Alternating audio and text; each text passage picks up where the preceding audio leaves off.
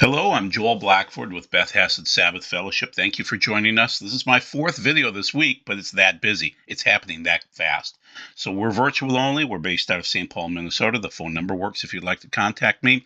We do the philosophy of eschatology, what you need to know, your reality, our existence, as we go into these odd end times. And it's happening faster. Haller and I were talking earlier today, and it's like 2 days is the max for your news life cycle. So get the broadcast out right away. So we're solving Revelation 17 this week. We're talking about Trump versus Wilkerson. So Trump is going to make America great again. Wilkerson says, make God in your hearts great again. Wilkerson's going to win out. Okay, so MAGA on one side, make America great again. No, it's make God great in your hearts again. Okay, and that's Wilkerson. And so what I'm telling you is that this will be kind of the battle going on as we talk about this video. The mark of the beast is still coming. Even with what Trump's accomplishing, the beast is still coming. You still need to prepare for that, okay? And it will be a mark of the beast, and it will be imposed on us. You'll choose to take it. Hopefully you won't. Don't. Death is preferable to whatever the punishment would be if you take the mark. So what are we doing?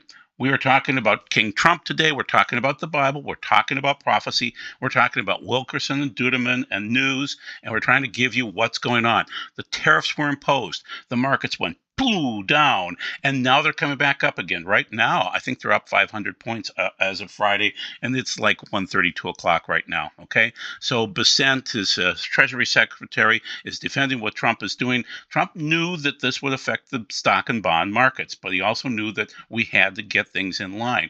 You have to have fair tariffs back and forth. It has to be reciprocal and quid pro quo. So basically, the world leaders said, "Oh, you can't do this." They reacted negatively to what Trump was doing, but none of them have any power. And this is not an act of a friend. Well, you know what? We're trying to fight right now, and there is world debt like you wouldn't believe. So he's trying to rectify that. That doesn't mean that Trump is the Antichrist or he's next to God. He is assigned to do this duty right now. And God has him as a Mashiach, a Meshach, we'll call him, okay? But he is anointed by God. That bullet should have gone through his head, not just his ear. Okay, so 5 nations, 5 bold moves against Trump's tariffs. Well, they all crumbled. They're all on their knees right now begging him, okay? And I'll show you the numbers in a second. Trump reciprocal tariffs, world leaders react. We're also ready to engage, to go from confrontation to negotiation. She has no power. That's Ursula von der Leyen.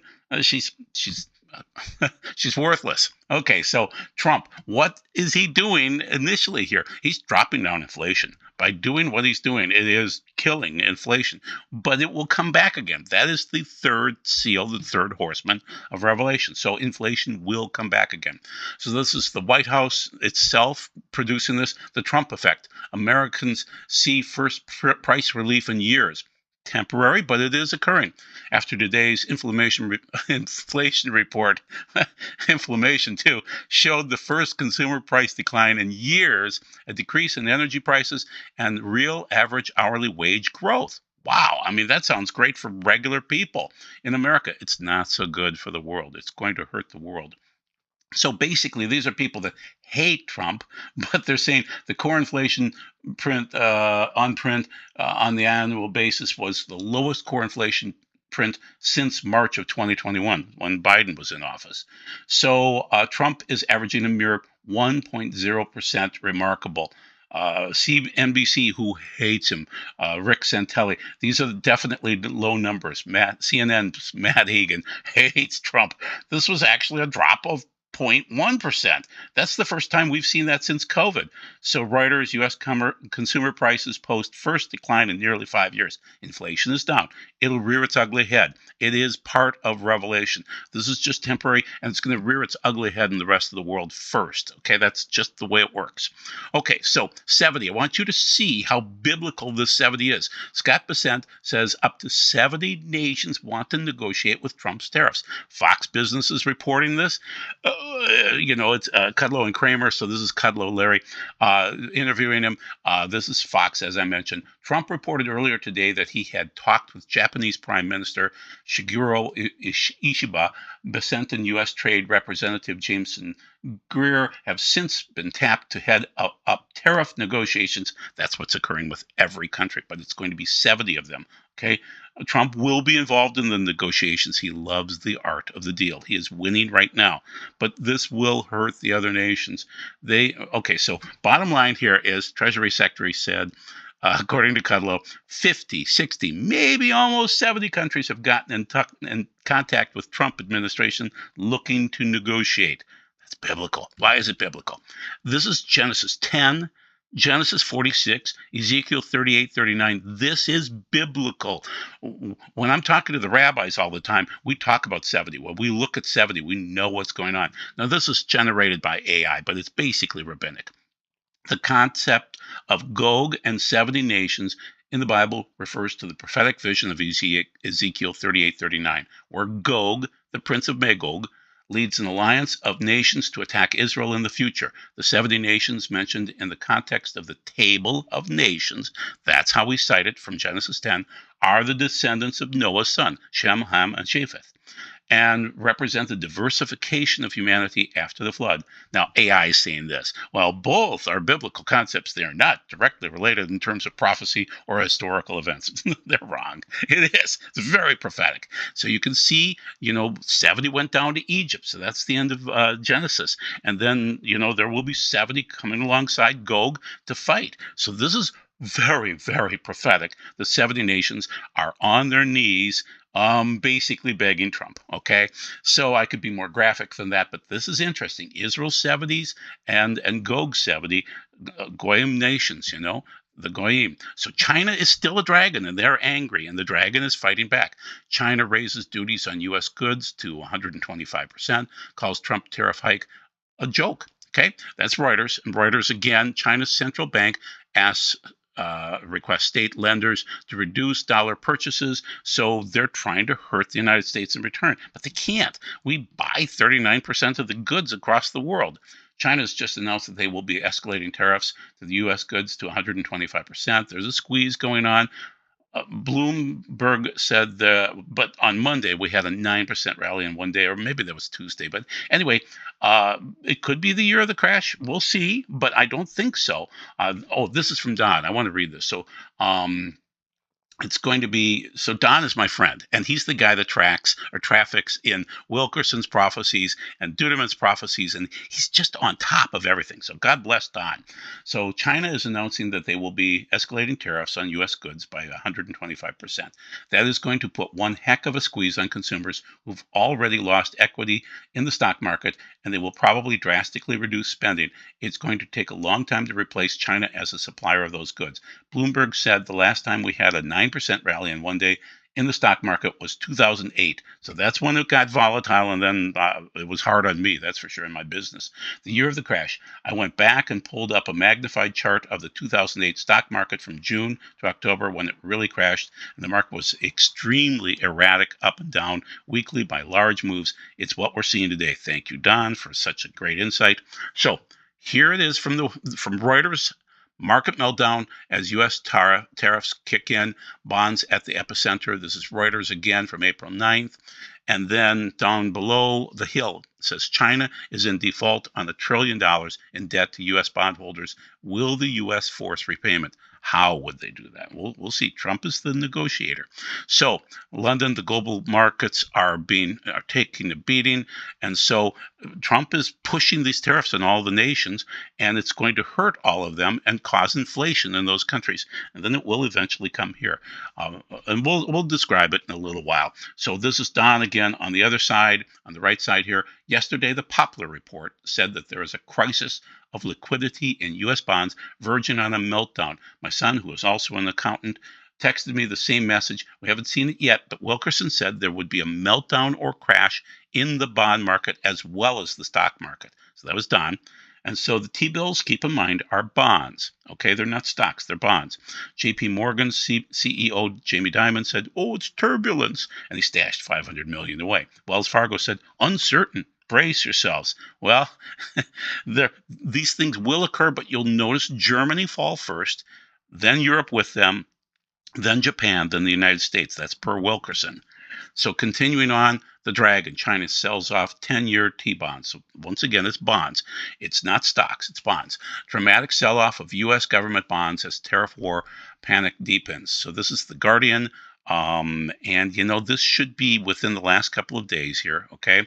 And this is a comment from Mike Adams on the right-hand side. 10-year T-bill rates are climbing closer to 5%. Why? China is selling off tens of billions of dollars in treasuries, just like I predicted, and nobody is buying treasuries other than the Fed itself and a few investment funds or banks that are totally delusional and on a course to lose everything. The whole world knows the dollar is dead. That's his opinion. Treasuries are worthless. It's not dead yet, people. There will be this ramp up and then a ramp down. These IOUs from the broken U.S. government hold no value when you get paid in worthless dollars that are losing value by the day. The Fed buying treasuries is like a snake eating its own tail. This will eventually result in an accelerated collapse of the dollar. It will occur, but later. You'll see other people fall first. Germany fall first. Europe fall first. Japan after that. Then we'll fall, okay? But we're seeing how this could happen now. Okay, so this is Don's comments on Wilkerson, okay? And the U.S. dollar has lost a lot of ground against the euro just in the last few days. Wilkerson, there will be a meltdown of the bond market again. So God's judgment would strike suddenly on the U.S. economy. A brief, false sense of prosperity, possibly peace, would precede the coming economic collapse. This is Wilkerson. This short flicker of prosperity would be God's final mercy call before the chastening to come. Okay, so basically, America has promoted belief in God across the world for so many decades and centuries that God's going to give us a final mercy call. Okay, and that's Wilkerson talking, but it is how God works. There will be a real estate meltdown with a market made of mostly sellers and very few buyers. Multitudes will lose their homes to repossession. That is a Wilkerson. There will be an ominous rise in, we'll call it rainbow. I think you know what the HOMO type word is. So it's a rainbow power. Okay, we'll see that rise. Sudden storm of confusion will take place on Wall Street. God's watchmen and prophets would be silenced. So Don's going to be quiet, and I'll probably have to be quiet too, because we will be silenced. The U.S. dollar would collapse. America would lose control of its economy. To date, China has loaned America hundreds of billions of dollars. We have become the world's #1 debtor nation, no longer in control of our finances. Along with many other watchmen, I see the greatest shaking of all is still to come. And this is paraphrasing Wilkerson, but he's accurate. What we are about to witness upon the earth will affect every person living. The world is going to see a temporary calm with relative stability, causing many to say the crisis has passed and it's peace and prosperity. But in truth, the real panic is still ahead of us. Thank you, Don, for those comments. Very wise. He's pulling from Wilkerson. Pause if you want to and read the statement from Wilkerson on the left-hand side, but I'll just paraphrase it on the right-hand side just so you can see what Don is talking about with Wilkerson's statement. David Wilkerson, December 10th, 2001, warned of financial catastrophes after a short, false promise of a stock market boom. That was the promise of a stock market boom back in January, but it hasn't materialized as a matter of fact. The stock market has declined. So we're waiting for the boom. It's going to occur. So my comments down below, if the market rallies and it's a boom, then the promise was true and not false. And thereafter, either this is not it or the words of Wilkerson were false. We're not assuming that he's false. We're just maybe not understanding.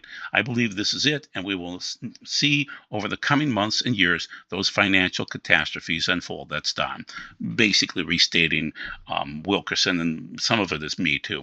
So just ahead, what we don't understand with that phrase, just ahead or soon, is that things take time. And for God, just ahead is 150 years. That's not just ahead for us, but soon. You need to kind of back off a little bit on what soon means. God has uniquely positioned me to be ignored greatly. So that's my own personal comment too. So yes, I am very good at being ignored. So who's going to jump into the scene? Lord Gog. He's Gog of the flies, and he will reassert himself at some point in time. He's jumping back in, number 44. According to Natan, back in 2015, Obama is Gog from Magog, and he will come in through the 70 nations. I'll try to prove that to you, but that's Natan with the rabbi there. And very interesting how he prophesied who Gog from Magog would be and how they would come against Israel. So, number 44 is the God of all things, according to these people.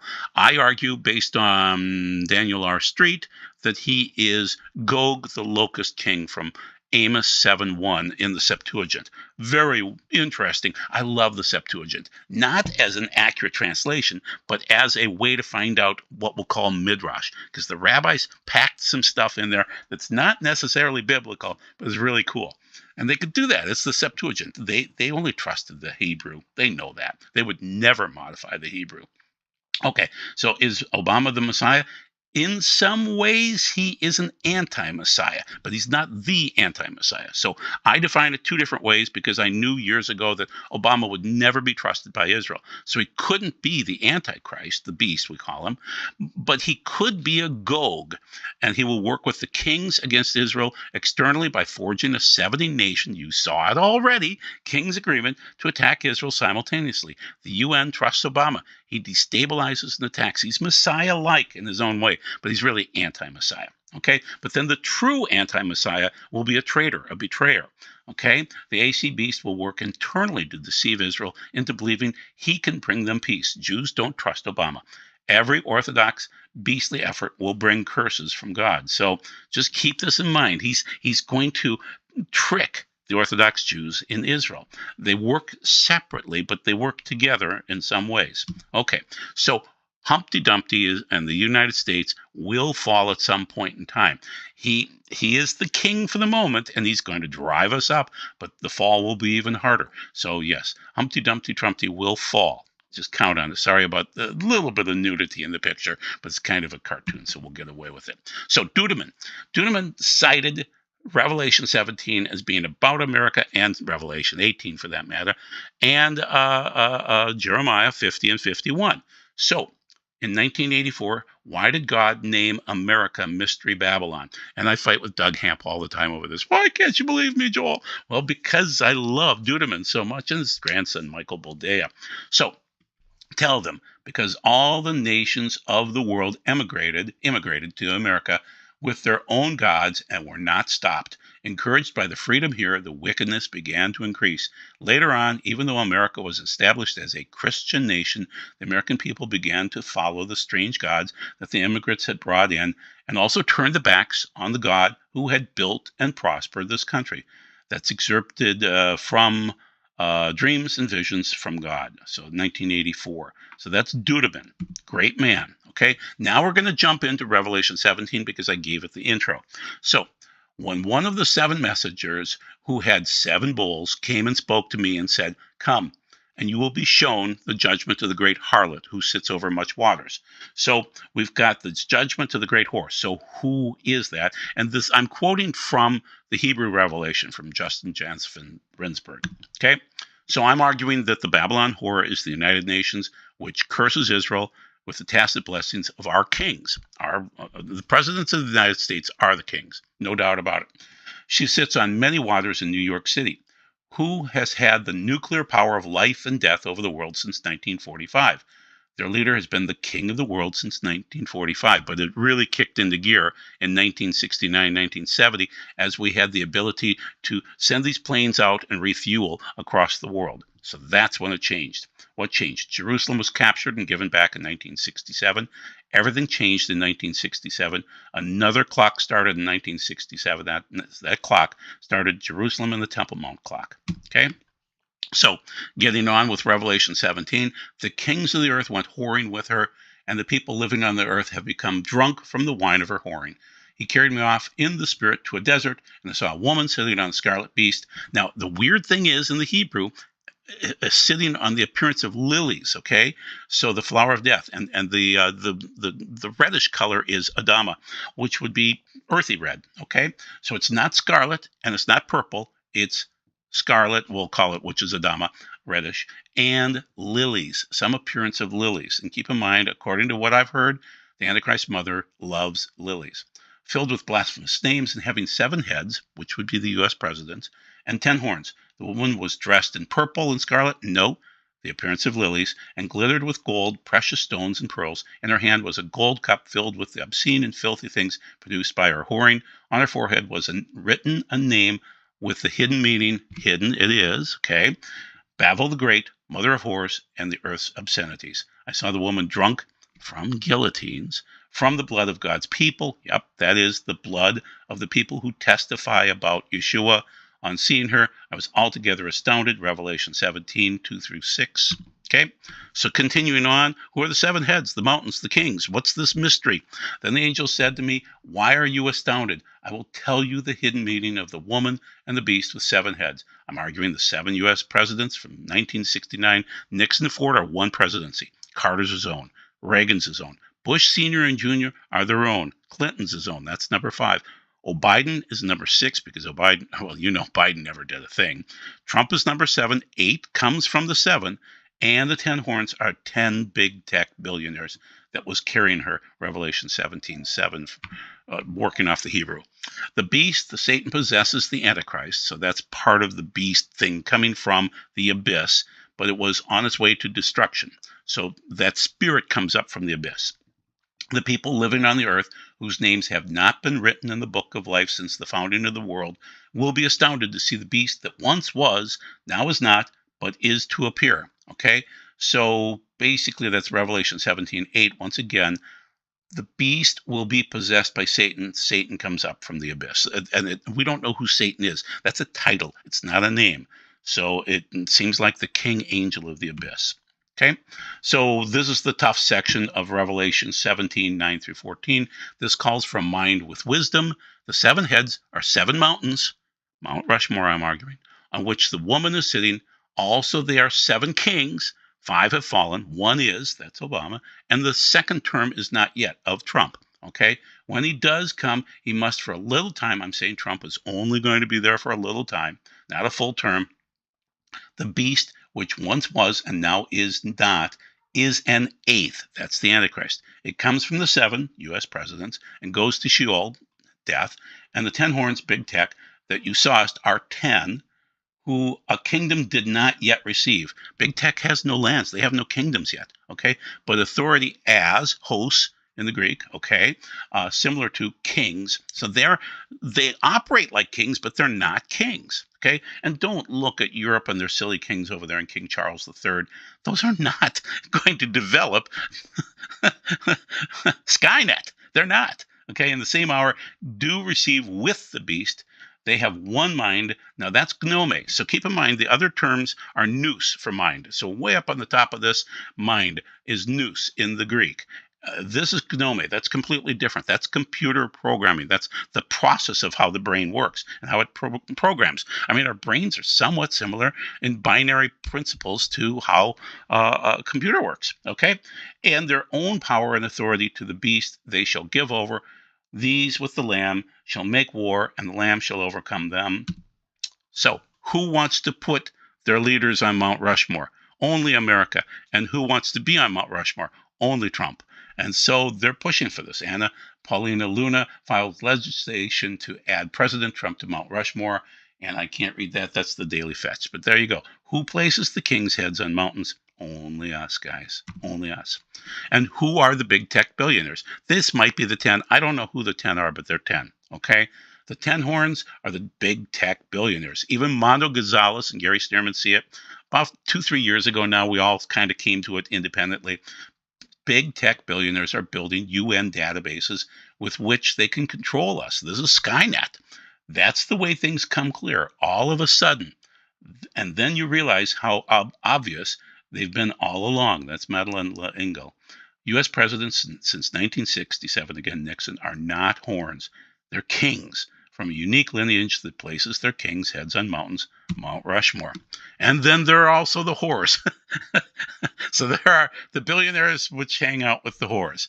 So the UN sculpture looks a lot like the end times beast referred to in Daniel 7 and 13. So even though it's all about showing them the money and the other, well, the plastic, we'll call it, okay, it's really going to come down to the United Nations.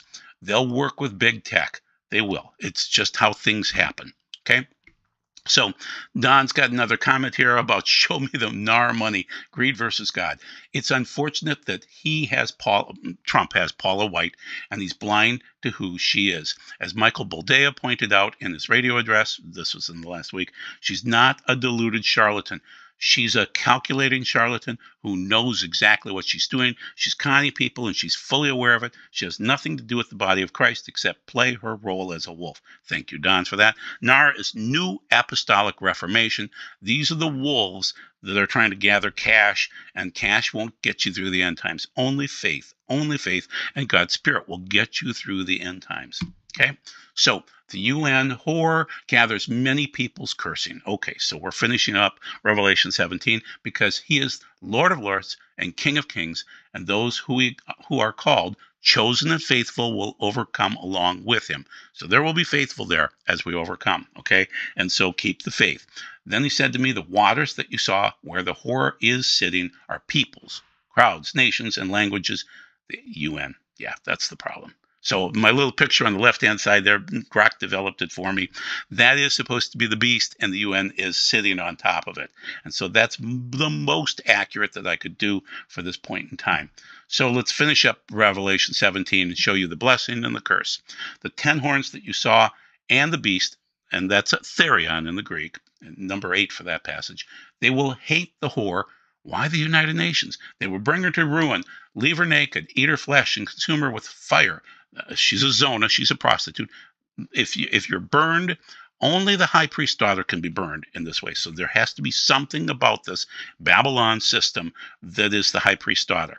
For God put it in their hearts to do what will fulfill his purpose. That is to be of one mind. That's gnome again. Mind concerning resolve, purpose, intention, like programming, and give their kingdom to the beast until God's words have accomplished their intent. And the woman you saw is the great city, that's the United Nations in New York City, that rules over the kings of the earth. That should be the end of Revelation 17. So I want to show you this because it's really weird. Trump to visit Saudi Arabia May 2025 to restart the Abraham Accords and a peace agreement. So this is from the New Arab. Trump could meet Syrian President Shara'a in Saudi Arabia next month. That's a report. And so they're working on the peace deal. And MBS, Mohammed bin Salman from Saudi Arabia, is working hard on this. You know Jared's working on it too. It looks like they're working on a peace agreement. Now, it's not going to happen. There's not going to be a rapture next month or next, even within 8 years there might be, but there would be a resurrection before a rapture. Okay, but things are moving forward. This is proof from the New Arab that Trump's going to run over to the Middle East countries. He's going to run around. Let's see, Saudi Arabia. There is something. Oh, here it is. Visiting Saudi Arabia and possibly other Gulf countries in May of 2025. Very interesting. Things are moving forward fast. In terms of the climate changes and solar max, we're going into a very warm time frame, and so our solar cycle is going to be interesting. We're going to notice more issues like grids down and things like that. So the signs are there. This is actually still possible. This is Tom Horn's outlook of starting in 2025 and going through 2032. It's actually possible now. It is. Okay. There's the pole flip acceleration. There's 7 bowls afterward. It could actually occur. We'll see. I don't know. But basically, it seemed ridiculous, and now it's starting to occur. We're in the birth pangs, probably due for the 6th seal. That's what I think is next. Okay? We'll go into the tribulation. We'll go into the great tribulation. I'm telling you, Trump is MAGA.